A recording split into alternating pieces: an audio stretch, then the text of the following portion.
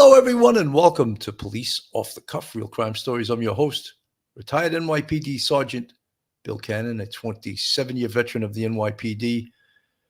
So much news, but, you know, there's also news on an older story here. And Jailhouse emails to Stefan Stern's parents shed new light on Madeline's murder.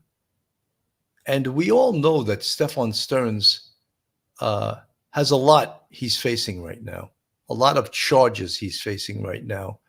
And the fact that he's facing all those SA charges prior to the homicide case is more than probably he can bear. So what is he trying to do? Is he trying to implicate Jennifer Soto?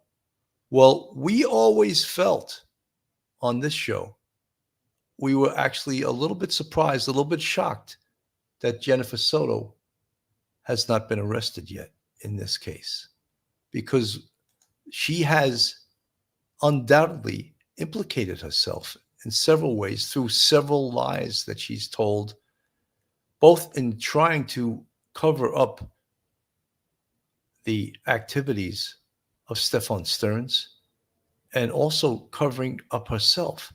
It doesn't make any sense why she told some of the lies she did. So a court hearing on Wednesday resulted in a push trial date for Stefan Stern's, the man accused of killing Madeline Soto and leaving her body in Osceola County.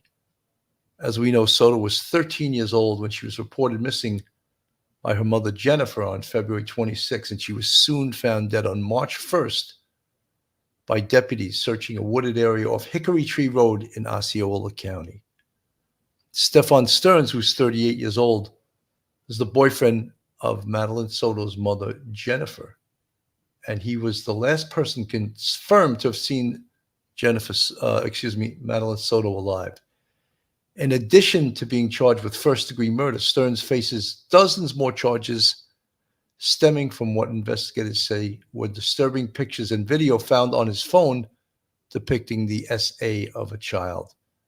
Stern's initially told investigators that he accidentally performed a factory reset on his phone the day Soto was reported missing. A pretrial hearing was originally scheduled for 10 a.m. Wednesday regarding the first-degree murder charge, and that could lead to the death penalty. A second hearing scheduled at 1:30 p.m. Wednesday would concern the 60 additional charges against Stern's, including possession of materials depicting S performance by a child, S battery on a child, and lewd and lascivious molestation. Both hearings were ultimately to be combined at 1:30 as the court had granted the defense motion to continue first hearing because more time was needed in order to prepare the case. Stern's has already filed to waive his scheduled appearances at either court event ahead of time, however, doing so on Tuesday, record showed. So it's, as we know, this case is nightmarish when we talk about this young little girl named Madeline Soto and what she was put through in her short, tortured life by this man you see on screen, Stefan Stern's.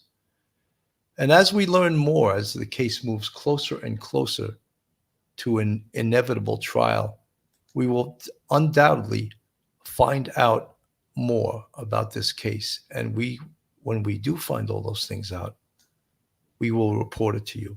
So folks, hold on to your hats, hold on to your wig, hold on to your toupee, hold on to your children, your dogs, your cat, whatever you need to make you feel safe, because you're about to enter true crime from a police perspective. You're about to enter the off-the-cuff zone, the police off-the-cuff zone.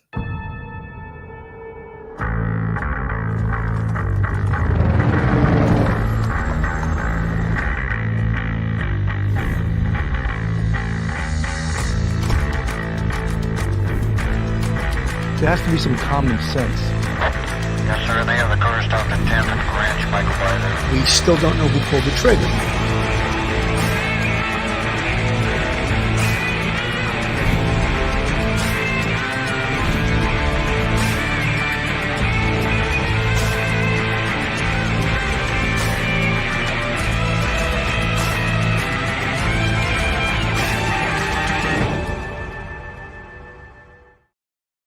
Folks, joining me today to present this interesting topic and the updates in the case of Stefan Stearns regarding the murder of Madeline Soto is none other than retired NYPD Sergeant, professor at Albertus Magnus College in Connecticut, attorney, almost like any time baby with the reputation of an emergency service cop. Welcome to the show, Professor Mike Geary. Bill, good afternoon. Good afternoon, everyone. Thank you for having me. You know, Mike, I don't know if everyone realizes that most of the time I call you with an hour or an hour and a half, sometimes 2 hours pre-notice that we're going live at such a time. And you 90% of the time say, okay, I'm in. Yeah. And I really appreciate that. And I know that our audience really appreciates that because this is a tough business. Just you don't exactly know all the time what's trending and when you go on the air. And we like to bring you these cases with a level of expertise that we have with our background in policing and academia and all of those things. So, Mike, when we're hearing now is, first of all, I think it's important for our audience to understand that all communications from jail are not private communications. If you make a phone call, it's recorded. All your emails are copied and someone is watching everything you send.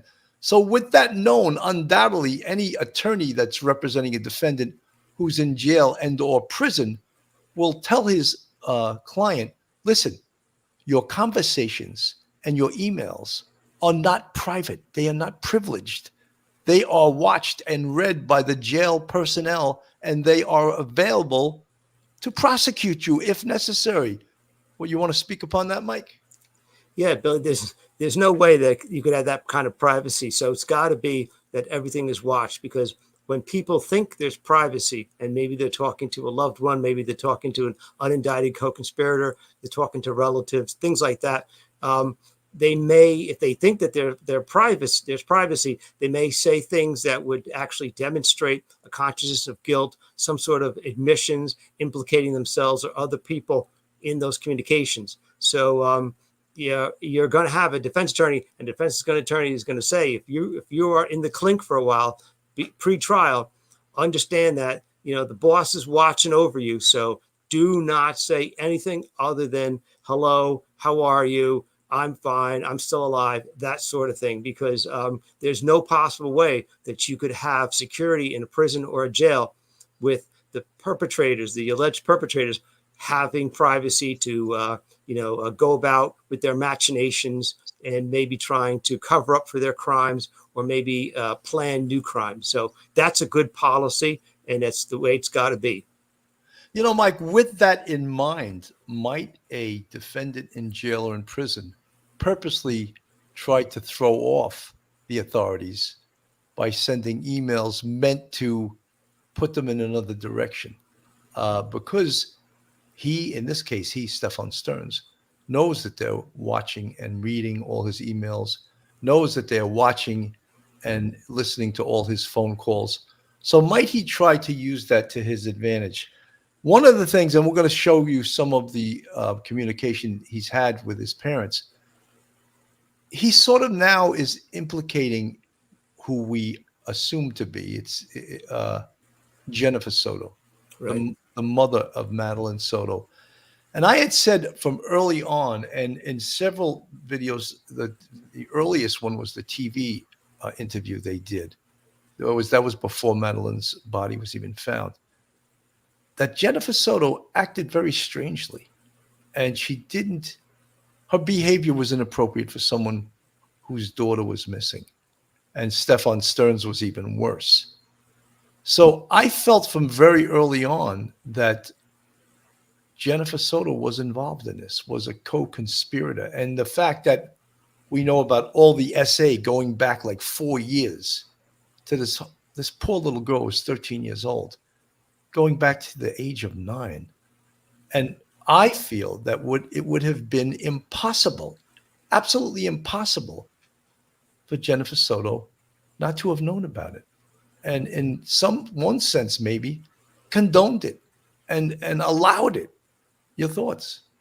Billy, she allowed it. She knew. She's a mother. She could, if she walks into that bedroom, she knows she could see what the place looks like. She knows what he had in his drawers. If she was the least bit suspicious, she would have went into those drawers and seen some of the disgusting things that the police found there.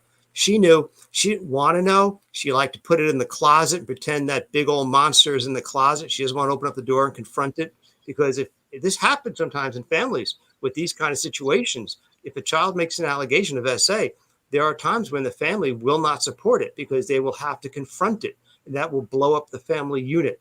So she didn't want to cause any sort of problems. She probably just figured, I'm hoping for the best, but she did not act as protective parent. She neglected, at the very least, she was completely neglectful of her duties. And that is a felony, because then you expose your children to endangerment. And that's unforgivable. The worst, the first job you have as a parent is protect your child from all kinds of dangers. And she failed miserably. She knew what was going on. And I am very as puzzled as you are. We talked about this before going on today, how the prosecutor in Kissimmee has not actually indicted her for even a charge of, say, endangerment of a child through neglect. I'm shocked as you are. I don't get it, because it's clear from even her own statements to police, very candid statements about the living arrangements inside that apartment, that she condoned the circumstances, the situation. And that's really, really very sad that she hasn't been charged yet. Maybe there's a tactical reason that we don't understand, that they're holding off. I don't know, but it is very, very puzzling. The only thing I could think of from a prosecutorial standpoint is that what you just said, from a strategy standpoint, maybe they're holding back on pulling the trigger on her so that they can use her as a witness in the first trial for SA against Stefan Stearns, based on the pictures and the documents he had on his phone. That's the only way I can think of this. But other than that, Carrie McConnell, her schoolmate said she was texting him. If the mom was checking her phone, she would have known. Carrie McConnell, you're preaching to the choir, and thank you for your comments.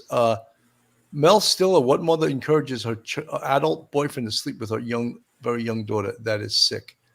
There's a lot of sick things in this case, Mel, and thank you for your comment. You're 100% right. This is from WESH. They're going to speak right now about the emails, the jailhouse emails Stefan Stearns was sending out. Released today shed more light on Stefan Stearns, the man accused of sexual battery on a child and for the murder of 13-year-old Madeline Soto. Those documents include several back and forth conversations between Stearns and presumably his family. Well, she's Luana Munoz is live in studio tonight. And Luana, you've been pouring through these conversations. What exactly do they entail?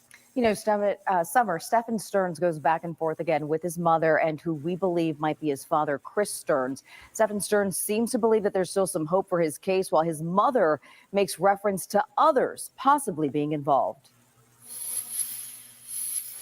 One day after Stefan Stearns' trial was delayed, the state attorney's office released this 64-page document of email correspondence between Stearns and who appears to be his parents. The conversation starts off with Stearns complaining about life in isolation, saying, quote, "It's not exactly the Ritz, it's a small cell and the pot is quite noisy. The mat is flat and has very little cushion left. The cell is small, filthy, and has some spots on the wall that appear to be bloody fingerprints." He later complains of his coffee supply running low and continues to ask for a book. It's an odd conversation for the 38-year-old accused of 60 counts of sexual battery of a child and for the murder of 13-year-old Madeline Soto. Detectives say Stearns is seen on surveillance video driving around with Soto's dead body in his car before allegedly dumping her in a rural field in February. In an email dated June 25th, Stearns tells his family, quote, "There's still perhaps a slim hope for my situation." He goes on to say, "I maintain hope that I might be able to come home once this whole nasty business has reached its end, and ask that you both remain hopeful as well and continue to pray for me to be delivered home again." A redacted email is then sent back to Stearns, signed Mom, that alludes to some accusations. She says, "We all know Redacted was heavily involved in this, and I'm disgusted that she's free and you're not, when this is not all your fault. You need to think about yourself more and her less. She sure isn't thinking about you and how she can help you right now. That whole family is willing to stay quiet and let you take the fall for everything." She goes on to say, quote, "I think of the craziness Redacted lived through with Redacted's various partners, not a stable life for a child at all. I do pray for Redacted and you daily." Well, Stearns' trial was expected to start next week, but just yesterday, his attorney asked that be pushed back. His new trial date is now scheduled for October 14th. Unbelievable. Like the fact that he's thinking that he has a shot someday to go home. Yeah, someday in 2100, maybe, Right. when we'll all be dead, like it's again, someone in the chat says he's delusional. And look at the mother. This is why I asked, was this strategic? This is the mother pointing the finger undoubtedly at Jennifer Soto about relative to her involvement. And you're the poor little boy in jail right now, taking the full weight for the murder of her daughter when she was involved. That seems to be what these emails are saying. Yeah, Billy, it's almost like the mother's enabling him to believe that he's not solely responsible for his conduct, and that's really sick. And not that I'm a fan of Jen, however, because he is a grown man. However, I think it is strategic on her part, as you alluded to, the fact that maybe she wants to let everyone know that, yeah, we all believe that she had a part to play in this, and for some reason, she's the one who kind of set it up that way for all the essay to happen, and she needs to pay the price for what she herself has done, and she should be responsible, and that she doesn't really care about you. She's not communicating with you. She's staying as far away from you as she can, and I guess that's the motherly instinct in Stefan Stern's mom. I guess that's how it's coming out. But yeah, and maybe he's just trying in some really weird way to just give his parents some hope that someday all this nasty business will be behind him. Yeah, he'll be 6 feet under in a pine box. But other than that's when it's all going to be behind him. But other than that, there's no hope for this guy. He's facing so many charges, both the essay and the homicide. It's really kind of strange that he would do it. Maybe he's just trying to be a comforting son. But I think the mom is actually trying to let people know, hey, come on, look at Jen. Look at Jen. Please take a look at her. She's got a role in this. She's not a victim here. She's not a victim. So I think maybe the police know all of this. Right. Sizzle74 from the chat, I would not speak to my son had he done this. Yeah, I think I agree with you. Mark Dolmage, these emails are reaching exactly who they're intended for, channels such as this. Mark, I don't know how to take that, but Maybe. yeah, we're going to report this, of course. Barbara Miller, if the mom knew, why didn't she speak up, son or not? Well, again, as Mike said, she's like an enabler. Look, this was a 37-year-old baby living with mommy and daddy. Like, come on. How many 37-year-old babies live with mommy and daddy? ATS News, I think mom knew it would be seen. Yes, I think so too. I think that she intended the police to read this. Brooklyn Pasola, the mother's trying to implement a defense by siphoning off the public notion Jen Soto is involved. Well, I think that we all think that Jennifer Soto is involved. Yeah. Jacqueline Ha, good to see you. I've heard his mom is smart and manipulative. Could be. Carrie McConnell, Jennifer doesn't seem to be too bright. A few French fries short of a Happy Meal. Yes, I think. Okay. I think you might be right. London Girl, the mother is manipulating the disgusting context. I think you're right. Yeah. Barbara Miller, if mom knew, she's complicit as well. I think there's a lot of room for that in this case. I think there's a lot. There's a lot more that we're going to find out as we go through this. Kung Fu Panda. Jen strikes me as someone so wrapped up in being a victim herself, she did nothing to protect her daughter. And then she's guilty through omission. Folks, if you like real crime, true crime from a police perspective, then you're in the right place. And If you're not subscribed to us, go on our YouTube, hit that subscribe button, give us a thumbs up, ring that bell, hit the like button, share us with your friends and family.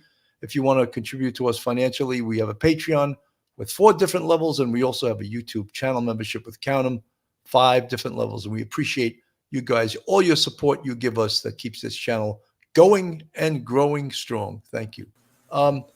Yeah, Mike, there's another new revelation about a second car involved going the same route in which Stefan Stearns traveled, but in this second car, it travels the same route, but it's obviously not Stefan Stearns' vehicle. Let's just play from WKMG Channel 6. Details in the disappearance and murder of 13-year-old Madeline Soto. To get you up to speed here, Madeline was reported missing on February 26th after not showing up at school. Her mom's boyfriend, Stefan Stearns, was arrested days later on sexual battery charges. Her body was found March 1st in Osceola County. Authorities now believe Stearns killed Soto at her Kissimmee apartment, then dumped that body miles away in St. Cloud. Now we're learning a second car traveled to the location where the teen's body was later found. News 6 investigator Mike DeForest explains. Shortly after Madeline Soto was reported missing, detectives pieced together the movements of Stefan Stearns' car using license plate readers, traffic cameras, and other surveillance cameras. Now, I've been going through some of the evidence released by prosecutors and discovered detectives also traced the movements of a second car. Stefan Stearns has pleaded not guilty to sexually molesting and murdering Madeline Soto. If convicted, he faces the death penalty. Stearns originally told investigators that he dropped the 13-year-old off at school, but she never came home. Authorities now say that was a lie. On February 26th, the day that Soto was reported missing, detectives say they were able to trace the movements of a silver Lincoln that was driven by Stearns. Around 12:49 in the afternoon, the Lincoln was caught on camera leaving the Venetian Bay Village Apartments in Kissimmee, where Soto lived with her mom. The car was then photographed multiple times as it traveled east towards St. Cloud and Old Hickory Tree Drive. That's just blocks from where detectives would later find Soto's body. After remaining in that area for about an hour, detectives say the silver Lincoln returned to the apartment the same way, arriving back around 2:43 p.m. That was on February 26th. The very next morning, around 3:18 a.m., detectives say a different car, a white Nissan, left the apartment complex and took nearly the exact same route down to Old Hickory Tree Drive. After spending about a half hour in the area where Soto's body was later found, the white Nissan headed back to the apartment.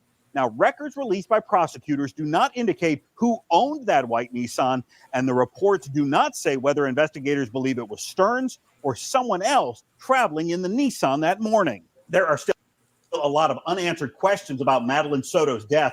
I expect to learn a lot more as prosecutors continue to build their case against Stearns. So interesting. And Mike, we spoke off camera before we went live, and our feelings were that perhaps Stefan Stearns felt that he may have left something of an evidentiary nature along that route.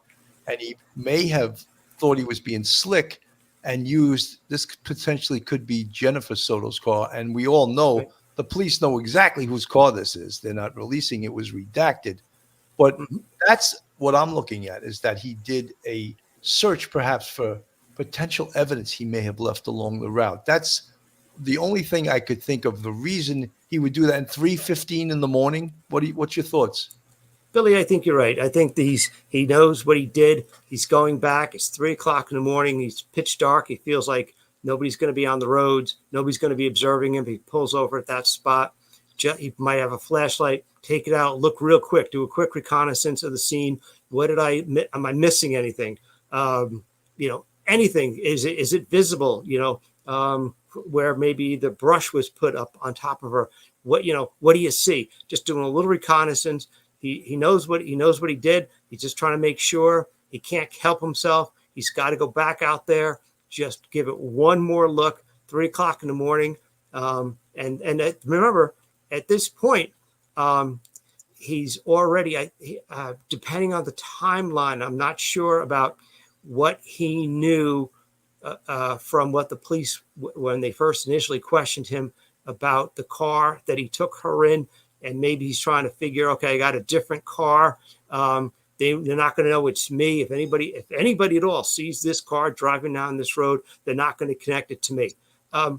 Trying to outsmart the police, trying to cover his trails, just to make sure that he hasn't left anything, maybe footprints in the mud, all kinds of little things he's trying to do because he's thinking he can outsmart the police. But yeah, this is definitely him. He's going back to that exact spot. Now, what's the chance of it could be somebody else in this world going to that exact spot when there's really nothing around over there? No, that's him. That's him. And it's consciousness of guilt because he's got to go back. He can't stop himself. He's got to go back and look at what he did to make sure that it's adequate to, in his mind, to hide that body and to get back to the house as fast as he can. That's him.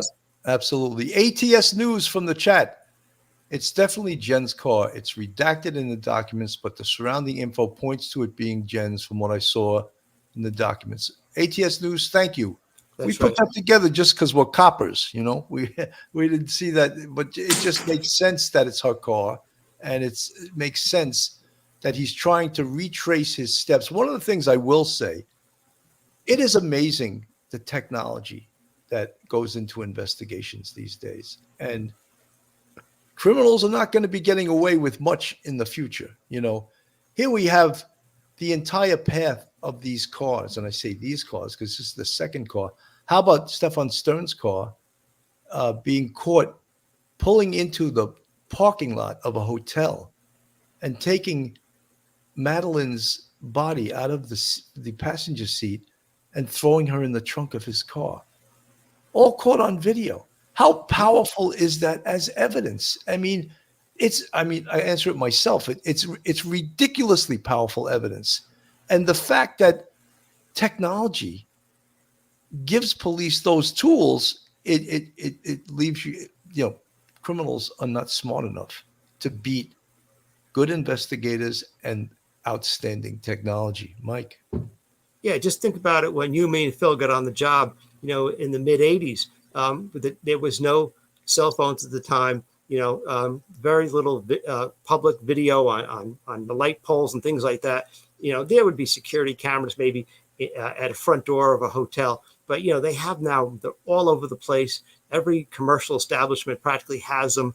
I think as Bright, one of the chief detectives that we interviewed, you interviewed, said that if you make an arrest, you make commit a crime in Manhattan, you're crazy, because there's every single street on Manhattan has multiple cameras. So you can't get away with it like you could before. And so therefore it's great. And it also it's great because it's non-passionate. It's not subject to whims and caprice of people's memories. It's just mechanical.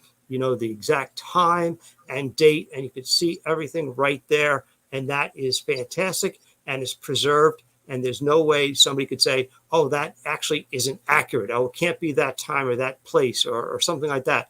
It's absolutely time stamped, date stamped, location stamped, and that's perfect. And that always helps the police, because you can't deny that's your car. You can't deny you weren't there when there's your car driving in and out of a parking lot. And there's a video up on one of the parking lot levels of you getting out of your car and putting a body in the trunk, things like that.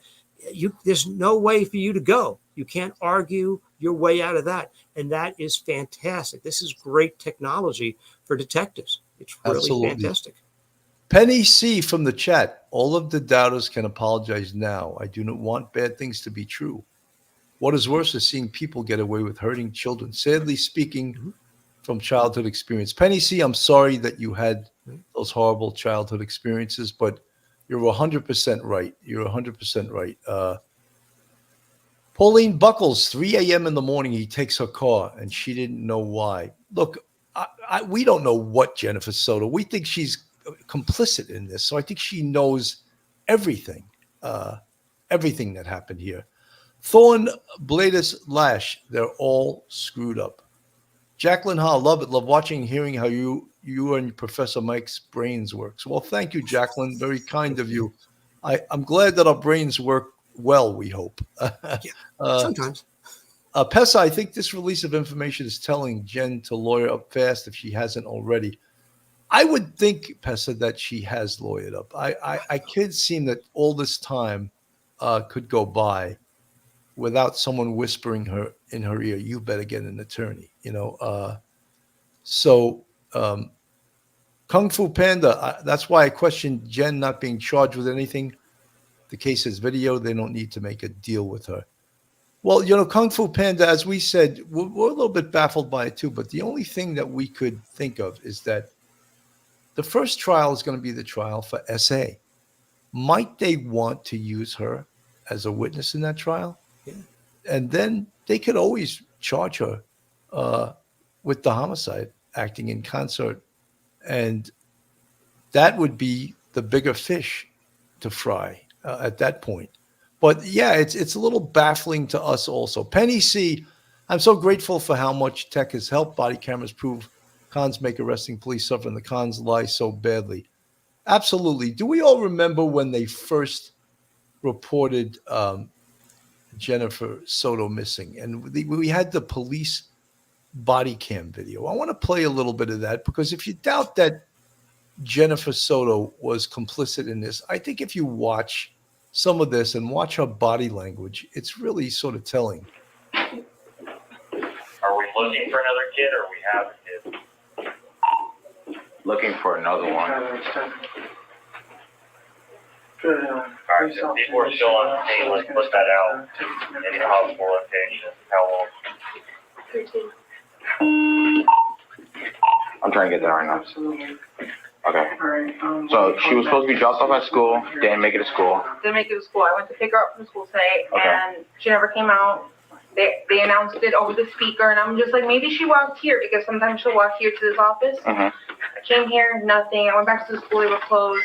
I got an email from the school saying she was absent, but I also messaged her teacher, and he looked at her entire attendance today and saw that she was completely not at school today either. Okay. So she never made it. Okay, what's her name? Madeline, Madelin. E-L-I-N-E.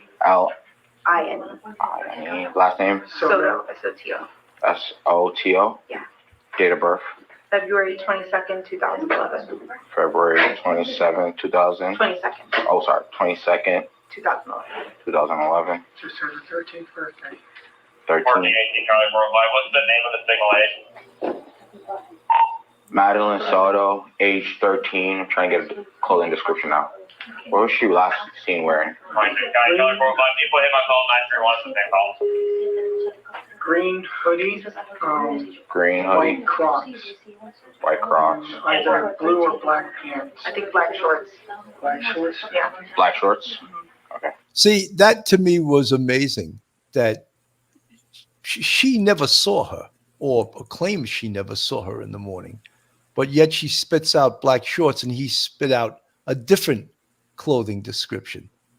So obviously for those little tidbits of information that are very important, they didn't get together and make sure that they had the same information. And sometimes liars do that, sometimes they don't. But this is where I think she got caught up in not knowing what to say. And also she spit out white shorts. Black shorts. All right. Black shorts. Do you know if she has like friends in the area? She does, but she doesn't know where they live. She doesn't know where they live. Okay. I asked all of them. Okay. Is this like, does she like have any places that you guys know that she'll usually be at? Any friend's house? Any places that like she likes to hang out? Typically, no. Not typically? No. Okay. Just give me 1 second. Let me see if we get some. Thank you. No problem. And what school she goes to?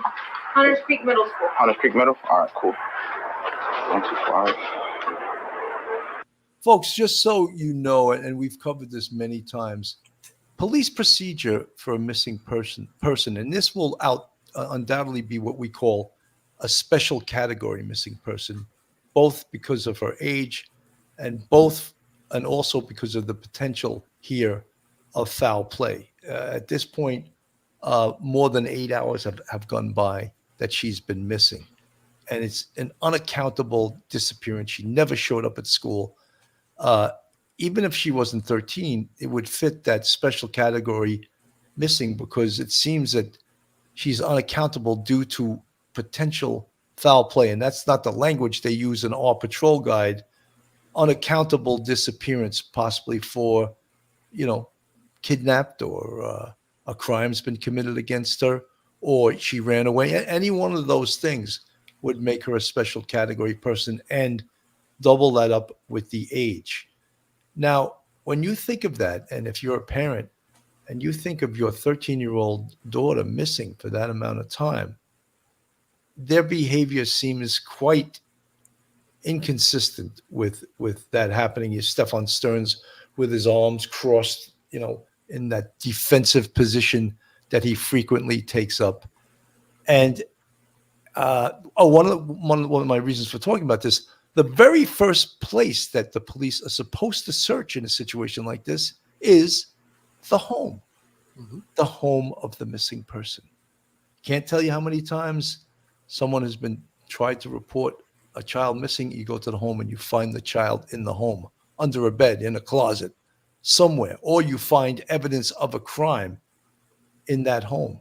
So that is the number one place to search in a special category missing person. Mike, I think I'm giving you nightmares, bringing you back to your days as a sergeant when you'd get these special category missing person cases.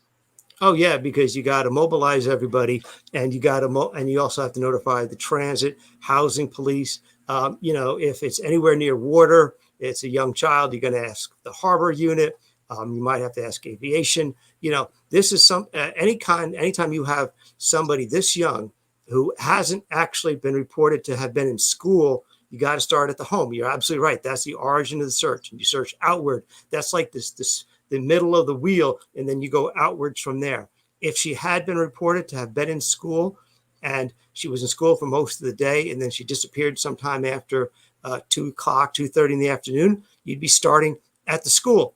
So, because that would be where she was last seen. But it is. I mean, people react very differently to stress and sorrow and things like that. But when you look at Madeline, and now remember, she's the mom. That child, she's been told now, she knows, did not even make it to school. So therefore, somewhere before 8 o'clock in the morning, she went missing. This is like 12 hours later. The school day ended at least 4 hours ago. She doesn't seem like she's in a hurry. Stefan Stearns is sitting there with his arms folded like this. He seems very defensive. It just seems like a very odd couple.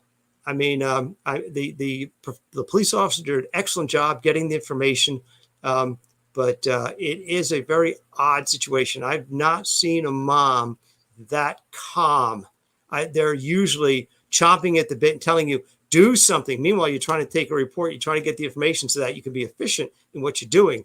But they're usually on pins and needles, and the fathers are too. I've not seen that sort of behavior from a couple or a mom or a dad who has a missing child. No, they are frantic. And if anyone out there who doesn't have a child, you might not understand. But if you have a child and they're missing, you are frantic, because that is your job. All you want is for your child to be safe, and to have a parent like Jen Soto sitting there and so talking so calmly and actually correcting Stefan Stearns about the shorts and the pants. It's a very odd situation. Of course, now looking back, but at the time when the officer was taking that information, he's got a lot on his mind to try to get this, machine up and running. And so he's maybe not catching all the cues. That stuff was caught much later by the investigators when they went back and they started doing their investigation, the detectives. But in the beginning, that is a weird thing. And a very, very strange physical and reaction to a missing child. Very strange. Absolutely. And here's some of Stefan Stearns's, hang on, I got to remove that one and put this new one up there. I'm going to play a little bit of Stefan Stearns's interview with the police. And this was a famous interview, of course, because this led to the police catching him in multiple lies that led to them finding those horrible images on his phone. So if you can be kind of like specific about like times and stuff like that, okay? Woke up around 7:15, somewhere around there, which is an early start for us, but we had talked about getting McDonald's breakfast beforehand, so we wanted to make good time. We did make good time. We got out the door maybe 7:30ish, 7:45ish, maybe. Got over to that area. She was asleep in the car most of the time, just snoozing until we got there. We got to McDonald's. We're close to McDonald's. I said, "Do you still want it?" She wasn't interested in the McDonald's anymore, so we continued on. And she wanted to be dropped off a little down the ways from the school. She's got this phase that she's been into lately where she's very particular about what car she's seen getting out of in front of the school. Hers is mom's car, but my cars are, I guess, kind of hoopties. I get it. It's an image thing. But that was sometime probably between 8:20 and 8:40ish, somewhere in there. It was along the stretch of the road that on the right side that has all the communities on it before you get to the overpass. You know, I just want to say something like, if you weren't guilty of anything, would you know all of this in this grade of detail? Would you? Yeah. I don't know strange. if you would, like, I don't remember like exactly, like I do sometimes every day I do the same thing. And I would not know specifically the time. I stopped here. I did that. I was wearing this. I don't know. I think that when you are guilty, all of a sudden either you're inventing times, places, occurrences, or, you know, you're making them up as you go along. Because I think us as human beings, you know, there's a famous scene in the play Guys and Dolls. You know, someone's asking someone about memory and says, "All right, what color's your tie?" And the guy absolutely couldn't say, you know. Right. I don't know. Like, okay, you know, oh, I could get that. Oh, really? Okay, bet $300 on it. All right, I'm not betting. I don't know. I remember. So yes, I don't think we as human beings necessarily remember all of these details unless, as you would say, Mike, I'll use your term, consciousness of guilt. Kung Fu Panda, very scripted. That's what I'm getting to. Kung Fu Panda. Thank you for supplying me that line. You're absolutely 100% right. Thorn Blader's Lash, no emotions from Jen. Horrible. Yes, this is like, so he's making, let's go back to Stefan Stearns' interview. He's going along and just spitting out all of this information.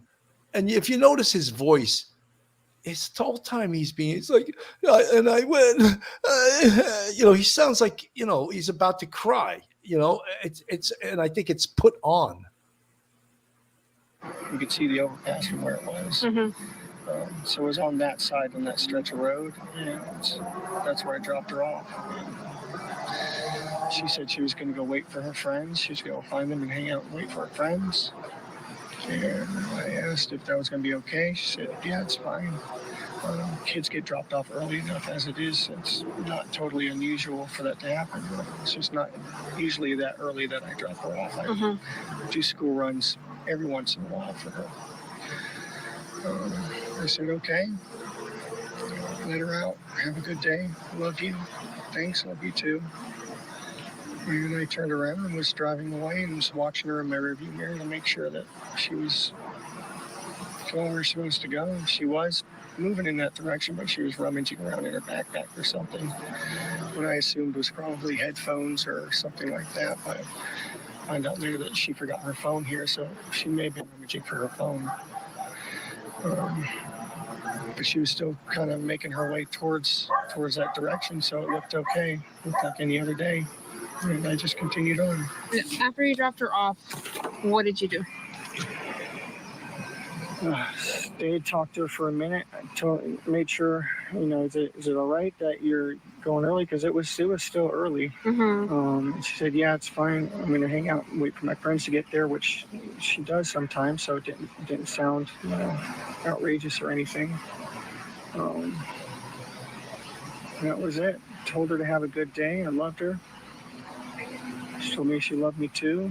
I turned around to leave, and I was watching her in my rearview mirror, and she looked like she was walking in the right direction. She was rummaging in her bag a little bit, like I said, but still sort of just shambling in the right direction while she was doing it. So it looked normal. It looked okay. Okay, and then what? I would not, Mike. I personally would not remember all those details. A lot of details. And many times I would drop my kids off at school when they were younger. And I remember when my oldest son was 6 years old, I would drop him off right at the doorstep. And he had about 50 feet to walk into the building. And I would stay there till he walked in. But you know the way a 6-year-old is, he would like walk back, a very like circuitous, I like that word, Right. circuitous route to go straight, where I had to scream out the window, Casey, go into the damn school, because Right. he was taking 5 or 10 minutes to walk 50 feet. And I once he got into school, I would be okay. He's safe now. But that's the way kids are. But I wouldn't have remembered. Oh, yeah, I dropped him off and he was taking all this time. He seems to be in this interview, of course, and you say it all the time, consciousness of guilt. He's making up stuff. Yeah, he's trying to make it all up to just let people know, hey, this is the more detail you give, it's believed that the more people believe your story. So yeah, she was rummaging around in her backpack. She was shuffling in that direction. I was looking at her in my rear view mirror. We left the house 7:37-ish. It's a lot of unnecessary detail. And look, these detectives have interviewed many people before in many different situations. And when you start to get this little hint that there's something just not right with this guy, what he's saying, you start to say, okay, it's either I believe everything he's saying and we could discount him as a possible suspect or have anything to do with this, or my instinct tells me there's something going on here. This is a little bit strange. And that's the beauty of that, is the way they talked to the suspect. That a female detective at the end, she just sewed it all nice and sewed it all up in a bow. And the detective asking about, we saw your car in a different place. And then suddenly he's like, I got to go back and I got to go make up something else. I got to make up another lie and make it up quick. But those cops are going to sit there very quietly and just let them talk. And that's the beauty of interrogation. It's just getting people comfortable to talk. And they let them do it. And it was a fantastic interview. Absolutely. Archangel 807, what email? So, well, we covered that earlier, Archangel. What we were talking about, his emails, he was sending emails to his mother and father, and he was implicating Jennifer Soto. At least that's the way it appeared. Her name was redacted. The mother was also implicating Jennifer Soto, in her response back. So that was what we first started the show off with, of these emails that he undoubtedly, he may be also playing the investigators by putting this, because he knows damn well, and so does his mother and so does his father, that the emails are not private, that the jail personnel and the courts and the prosecutor have full access to this. So would you say something that maybe you want them to know? Or you're not going to say something that's going to hurt Stefan here?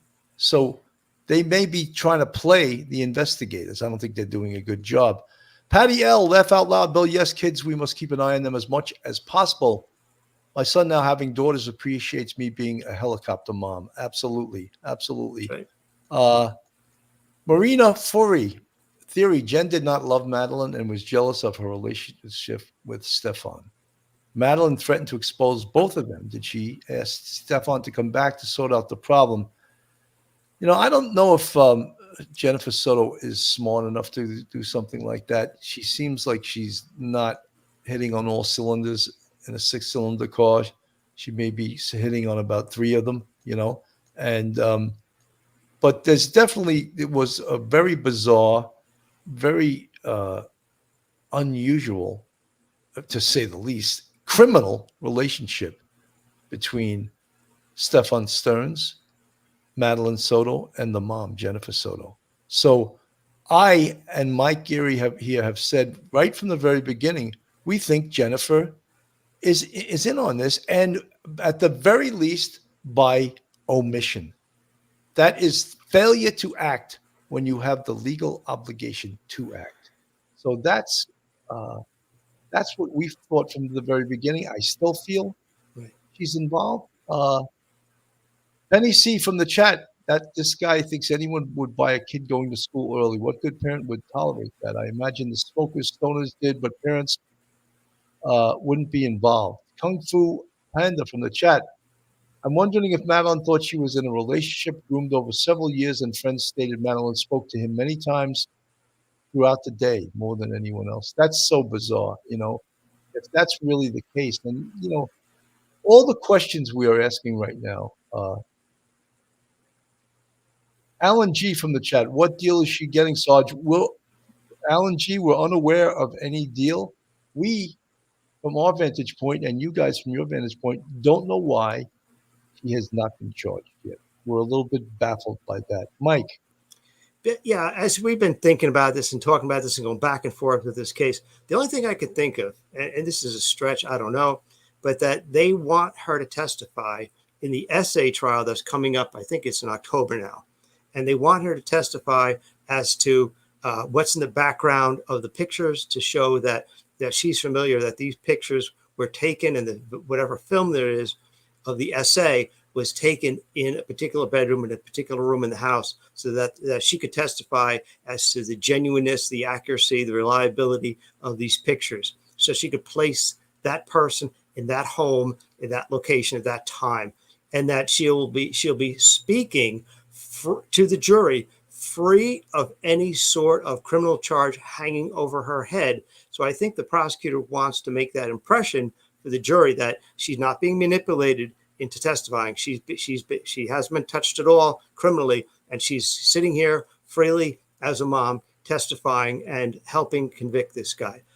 Maybe that, and then later on, maybe they could use that testimony, her testimony, in the next trial for him for the homicide, like a year from now, and use all and have her testify then. And I think because she's not going anywhere, she's not a flight risk. And so maybe they just want to see what she's willing to admit to her culpability under oath in a trial, because she has to testify at that trial. And she's going to do it. And, if she starts pleading the fifth, okay, well, then all bets are off. But that's the only thing I could think of, is that it's kind of like a one-upsmanship chess match between the prosecutor and the defense attorney, and the prosecutor's putting that criminal charge in his back pocket and isn't making it publicly known that she's been arrested, and you got this charge hanging over her, so she's pressured into testifying. The DA can go in there and tell the jury she's testifying on her own accord. The defense attorney can't attack her by saying, "Oh, you're only testifying because you've been arrested and charged," and that sort of thing. So that's the only thing I could think of. It could be. I don't know. Well, your guess is as good as ours, but the proof in the pudding is that she hasn't been arrested yet. She hasn't been charged yet. Early on in the investigation, remember, Chief Mena spoke about, when we were shocked, some of the things he said, but this was very early on in the investigation. So thank you for being here. We have some important developments in this case that we want to share with our community. I wish we were here to tell you that we have found Madeline, but we have not found her. Last night, detectives from the Kissimmee Police Department met with Madeline's mother, and they had to tell her the very devastating news that although we have not found Madeline, we are now confident that she is dead. So our efforts. When I first heard that, I was like so shocked. And even I just think that, look, this chief is no doubt great at his job. He's got 30 something odd years on the job, but his choice of words in reporting that was, to me, a little bit tough to take. He said how we would love to tell you that we found Madeline, but we had to give the really bad news to her mother. that we are very confident that Madeline is dead. I was just those words, the way he worded that, it didn't sit well with me. Your thoughts?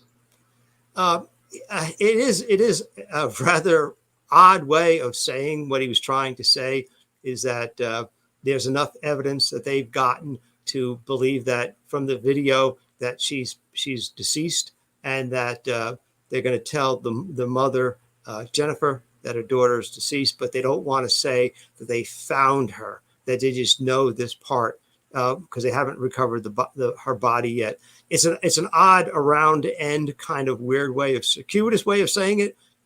Really strange. I guess he was trying hard in a way to try to be as gentle as possible, but it came out kind of stilted. Definitely. Absolutely. Let's go back to Chief Mena here. Will be focused on recovering Madeline. Dozens and dozens of detectives, crime analysts, and specialized team members have been working nonstop and following up on every single lead and every shred of evidence.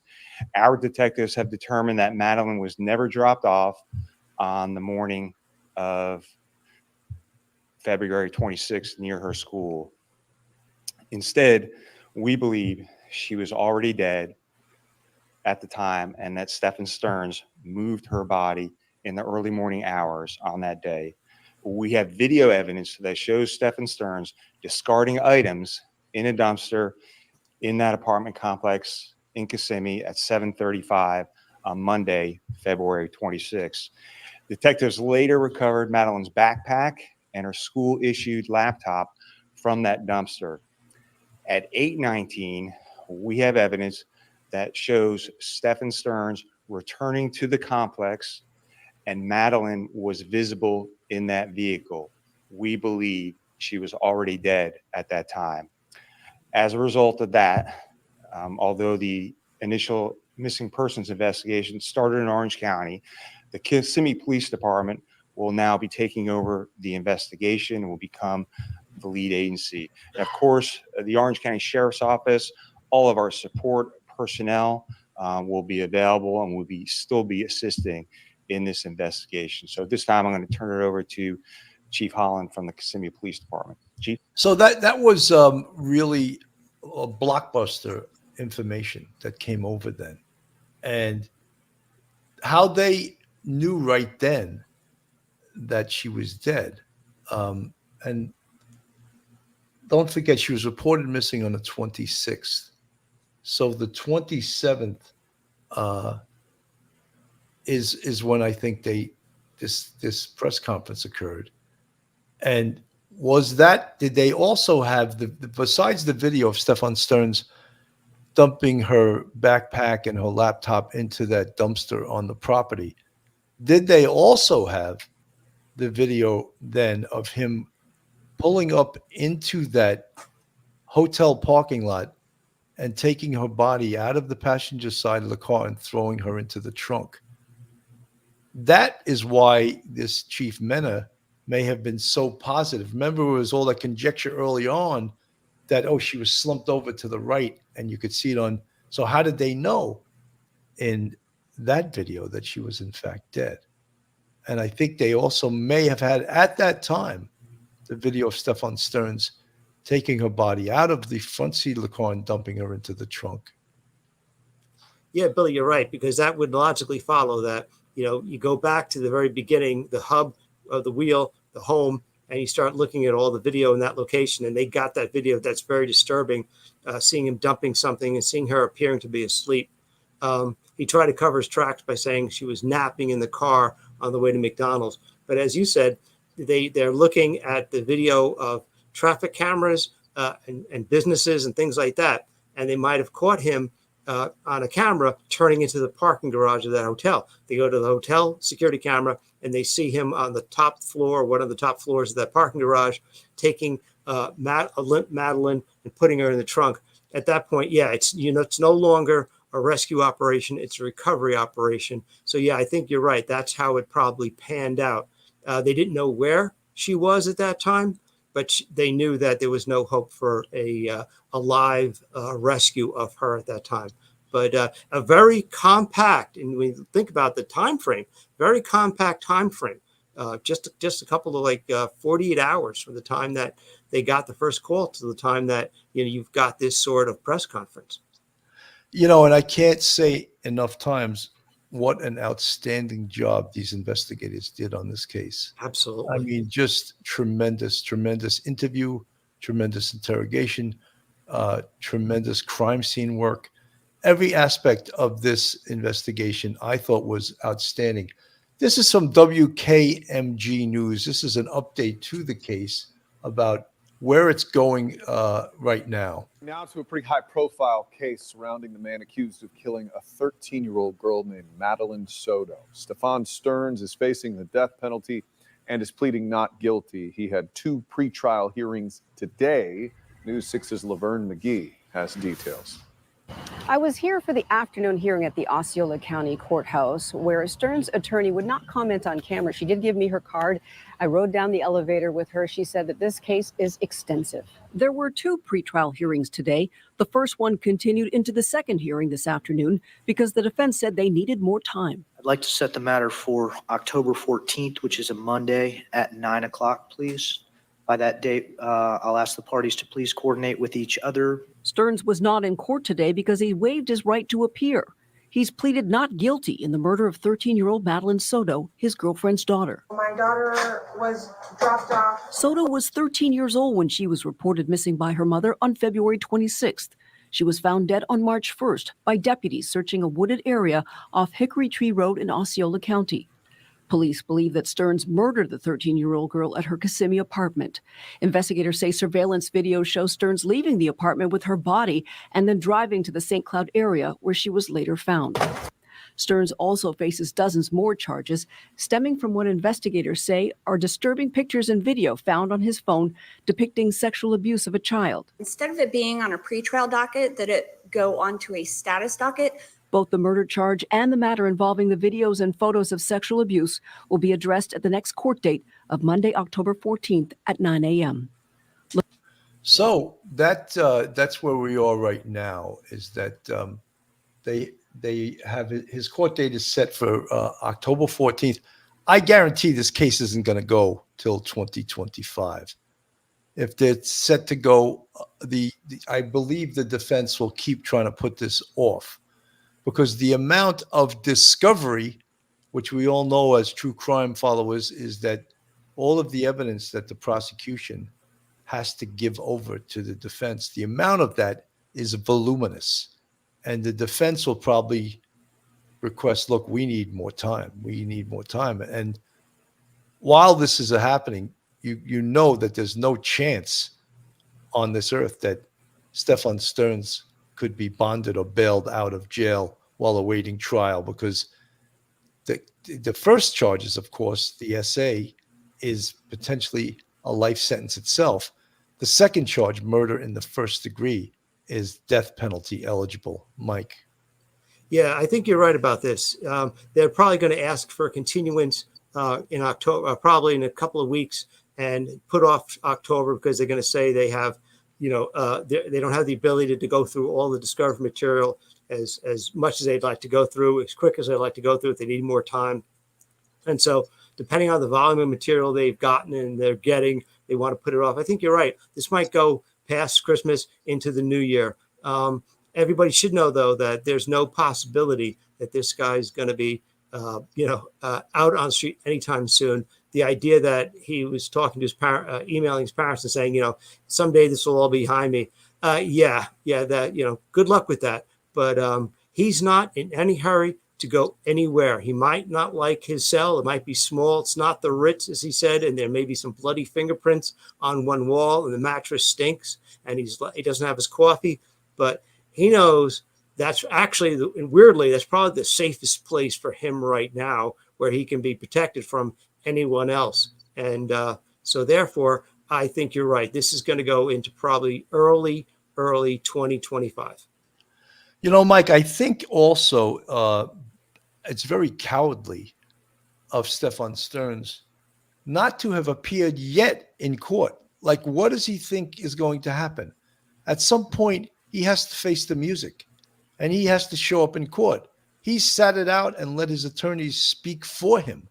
He's never yet appeared in court. Like when, at some point, the judge is going to say, get him in court now. You know, I don't care that he wants to waive his appearance. The court wants him here. You know, that could happen. I mean, I don't see how he's put it off this far. It is odd. I've not seen this before where a defendant would not show up for, you know, a hearing like this. I waived my right to be there. I got my attorney there. How you would not want to be at the hearing and whispering in your attorney's ear, maybe something helpful, or having your attorney whisper something in your ear, something helpful to you.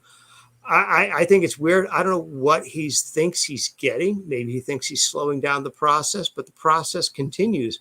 And there will be a point where he will actually have to be forced into court, you know, with handcuffs on in his little orange jumpsuit, if that's what it takes. But he's not delaying anything. There's no advantage he's getting. He's not screwing over the prosecution.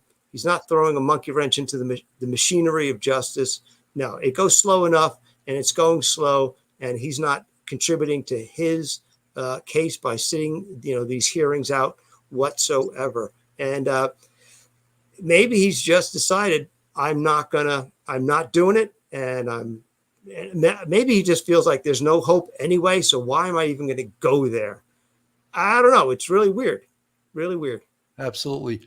You know, as we talk about all of this, all of these little ins and outs of this case, and the fact that there's two major cases to move forward, of course, the SA case, which would undoubtedly be the first one, because he is actually eligible upon conviction, if he is convicted on that case, and we all know he's innocent till proven guilty, he's eligible on that case alone for a life sentence. However, on the murder case, the capital murder case, the murder first degree case of a young girl, 13 years old, he is eligible for the death penalty because there's also an underlying felony in regards to that, and that being the SA is the underlying felony. So that's a death penalty case. So does Stefan Stearns think there is any possibility whatsoever on this earth that he will ever walk free as a free man ever again? If he thinks that, I think he's absolutely delusional, you know, and I think he has zero chance of ever walking free again on this earth. And you see the woman in this still photo that's part of a video, a body cam video. That's Jennifer Soto.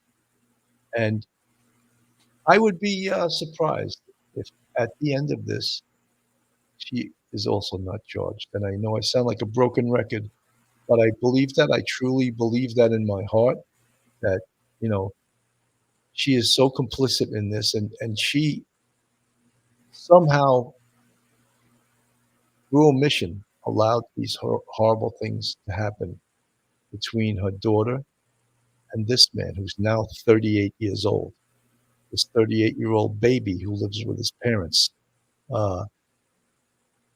Just too hard to believe that Jennifer Soto knew nothing about this, knows nothing about this.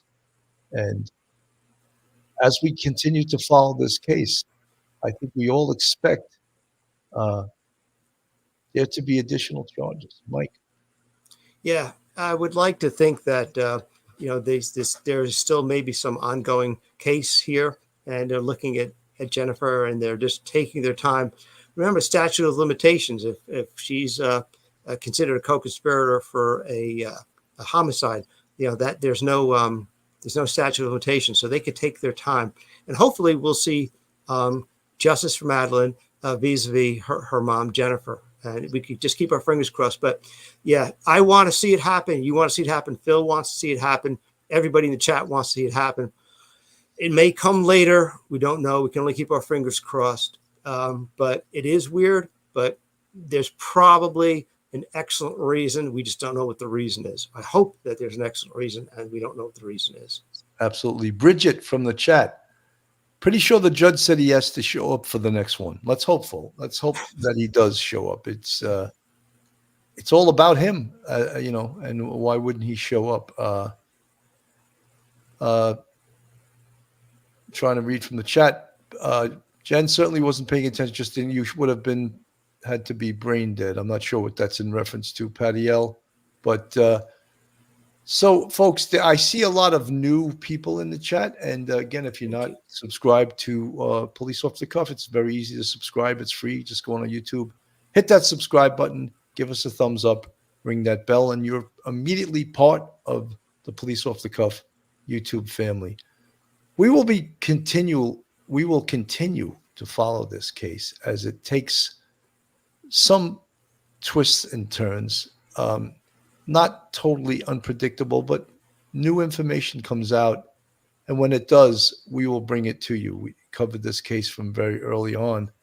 And it is as much as it's so heartbreaking, it is somewhat of a fascinating case to think that these two, and I'll say these two, were living this life and that they thought they could somehow get away with this. And so far as we know, the man you see on the screen, Stefan Stearns, is going to be facing a capital murder trial. But first, the SA trial in October 14th, if in fact it does start on that date.